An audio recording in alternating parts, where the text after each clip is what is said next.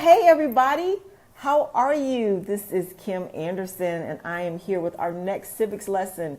And guys, listen, I'm really honored and excited to be able to bring you these lessons because really what we're creating is a civics course online for people to be able to come on and watch and check out and just start to learn maybe some things that they have forgotten or some things that they had never learned in school. And so we're just really honored to be partnering with the Founding Project to be able to take civics all across the nation to help people understand the significance of being an American citizen and what it means and how it was fought for and debated over and struggled with so that we can be right where we are right now. And let me tell you where we are right now. This is our first video. It doesn't matter when you're watching, but just so that you know, for time understanding, this is our first video of 2018. Now you might be watching this in November of 2018. I don't care, but I just want you to know that we are committed to bringing you this ongoing civics lesson as we create this online course for anyone and everyone to be able to use. And so, like I said, I'm honored. And today, whenever you're watching, I'm coming to you, as you can see, from the background. I'm coming to you from Central Florida, and I'm just happy to have some natural daylight and I can sit outside and share these things with you because it has been a chilly start to the new year. So I'm just happy to be outside and to be able to do that. So without further ado, I want to jump into our lesson today. And I don't want to keep you long, but I do want to keep you right. But I want to talk to you about the Federalists and the Anti-Federalists. Now, as we had said, we're taking our lessons from Alpha Omega, the homeschool publisher, and their civics course, and we're starting book 2. And as we ended book 1, we talked about the Articles of Confederation. I know, right? The Articles of Confederation and how that document was really a precursor to the Constitution because it just really didn't have the teeth and the meat for the federal government to really be able to enforce it on the states. And the states were fighting for all that they could to keep their autonomy because the states, in essence, were acting as their own countries. And to get them to come together under one unified front as the United States, there needed to be a stronger meteor,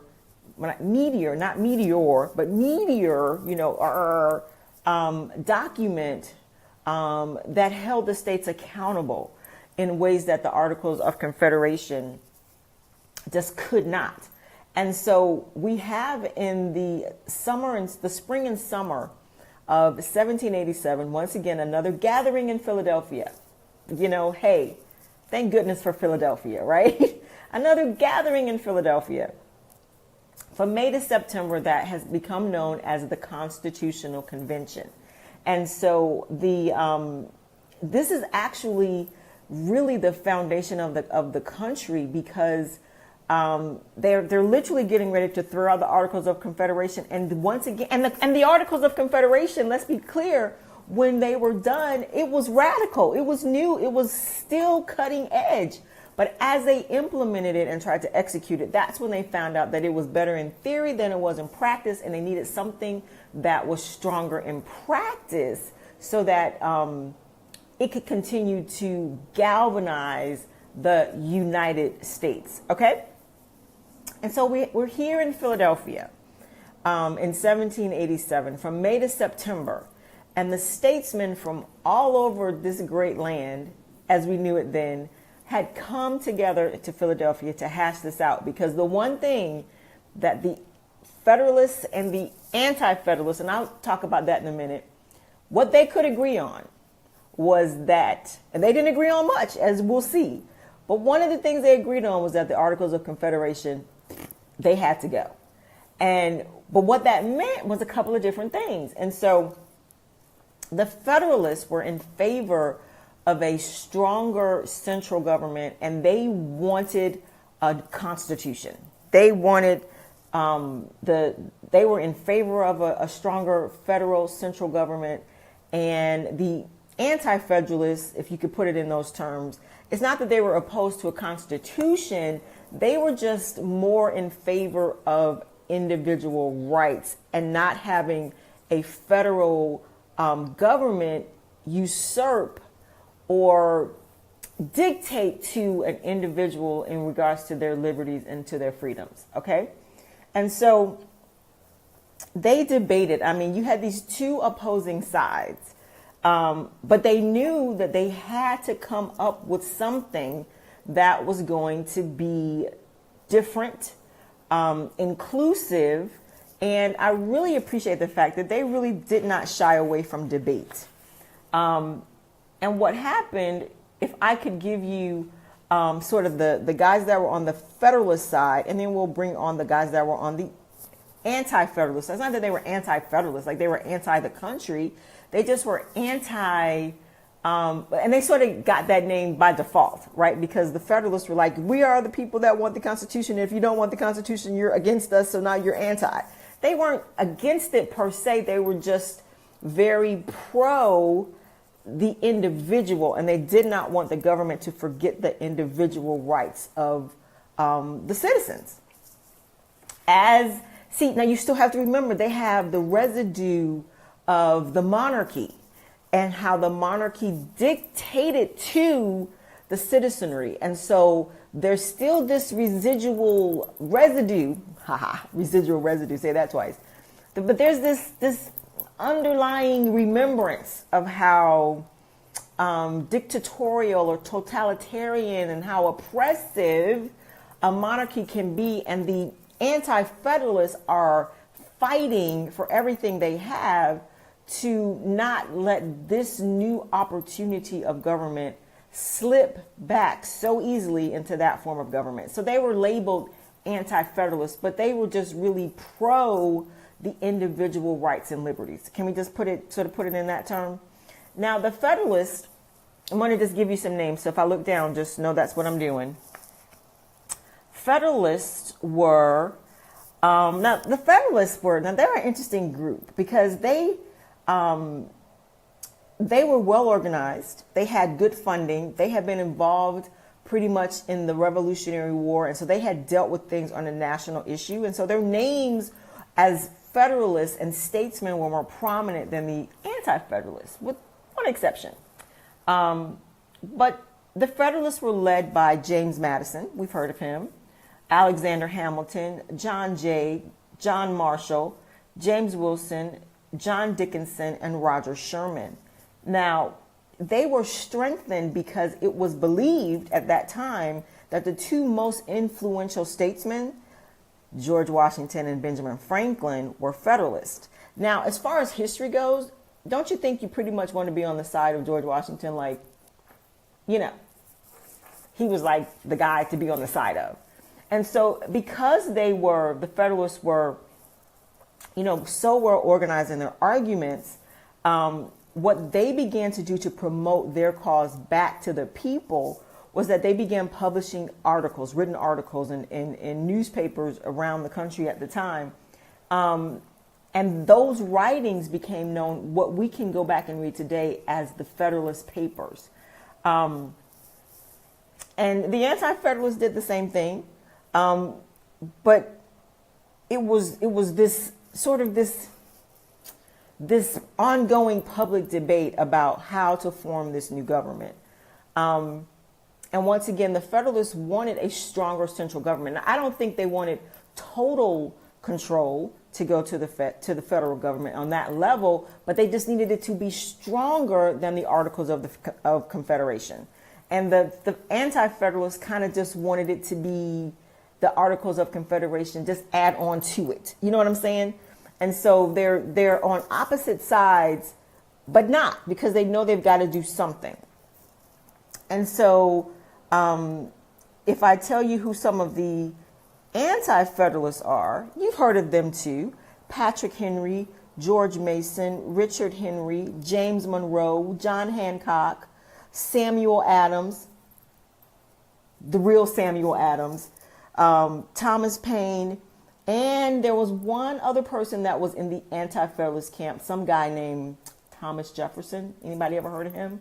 Yeah. So, so it's sort of like the Federalists had George Washington and Benjamin Franklin, and the Anti-Federalists had Thomas Jefferson.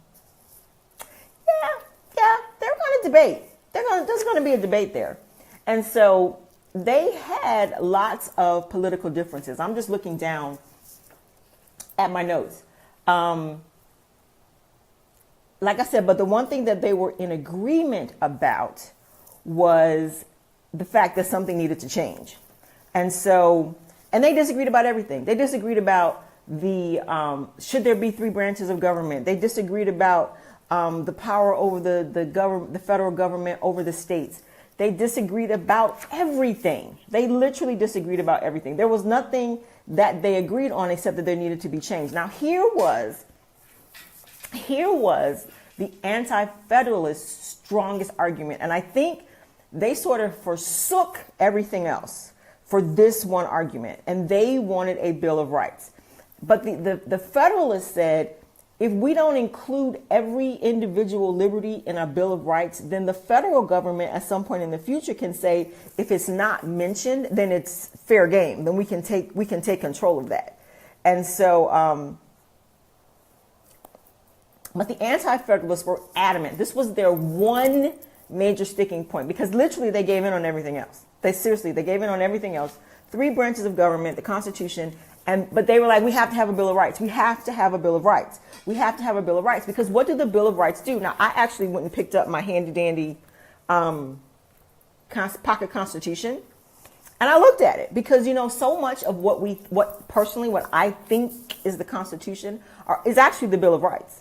Because what actually happens and what's laid out in the Constitution and the articles is the formation. I just got this message. Okay, baby, thanks. This came down on my phone, right? But actually what the Constitution set up was the form of federal government. Article 1 sets up the legislative branch. I'm just looking through this. Article 2 sets up the executive branch. Article 3 sets up the judicial branch, and so on. It just sets up the form of government.